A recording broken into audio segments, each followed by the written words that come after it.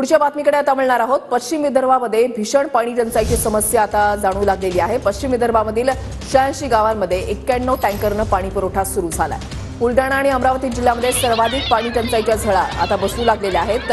Tanker या ठिकाणी आला, मात्र या टँकरमधून पाणी भरण्यासाठी महिलांची मोठी गर्दी झाल्याचं पाहायला मिळालं। एक प्रकारे गोंधळ झाल्याचं या ठिकाणी पाहायला मिळालेलं आहे आणि विहिरीच्या ठिकाणी कशा पद्धतीनं बायका ज्या आहेत, महिला ज्या आहेत त्या गोळा झालेल्या आहेत आणि विहिरींनी सुद्धा तळ गाठल्याचं चित्र जे आहे ते ठिकठिकाणी पाहायला मिळतंय। पश्चिम विदर्भामध्ये भीषण पाणी टंचाईची समस्या जी आहे ती उद्भवू लागलेली आहे। पश्चिम विदर्भामधल्या 86 गावात 91 टँकरनं पाणी पुरवठा केला जातोय।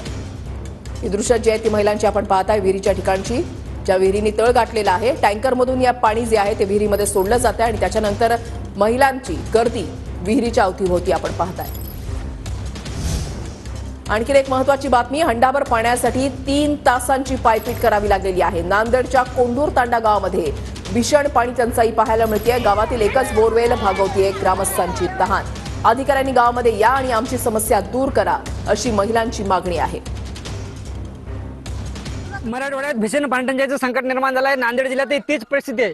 अगदी खेडोपाड्यात महिलांना जे आहे ते पाण्यासाठी भटकंती करावी लागते। मी आता हदगाव तालुक्यातील तांडा या गावात आहे। या ठिकाणी एक बोर आहे आणि या बोरला 2 ते 3 तासांनी 2 हांडे किंवा 4 हांडे पाणी मिळतं आणि सकाळपासून जे आहे ते महिलांनी पाणी भरण्यासाठी या ठिकाणी गर्दी केली। या ठिकाणी स्थानिक महिला आहेत, त्यांना विचारूया आपण या ठिकाणची परिस्थिती काय। आमच्या गावामध्ये 5 महिने झाले पाणी नाही सर। आम्ही इथून तिथून पाणी आणायलो। आम्ही शाळेवर काम करतो तर आम्हाला डोक्यावर पाणी आणून लेकराला पाणी पाजावं लागते का की आम्हाला पाणी नाही। आम्हाला पाणी व्हा। कलेक्टर सर आमच्या गावाला येऊन आमच्या गावाची समस्या दूर करा, हेच अपेक्षा आहे सर आमची। आम्हाला पाण्याचं लई त्रास, ढोरा वासराला लाईन, लेकरा बाळाला नाही, लहान लेकराला घेऊन आम्हाला दूर पाण्याला जावं लागते आणि लई त्रास आहे आम्हाला। काय की त्या नळाला पाणी द्यायचं, आम्हाला टँकरचं पाणी पाहिजे ना। पाणी नाही, पाऊस नाही, आम्हाला लेकर बाळाला नावण्याला त्रास होऊ लागला। भांडा घेऊन म्हातारे कोतारे माणूस कुठं जावं। आज मग अशी 90 वर्षाची बाई हाव। ज्ञानेश्वर लोंढे, TV9 मराठी, तांडा, नांदेड।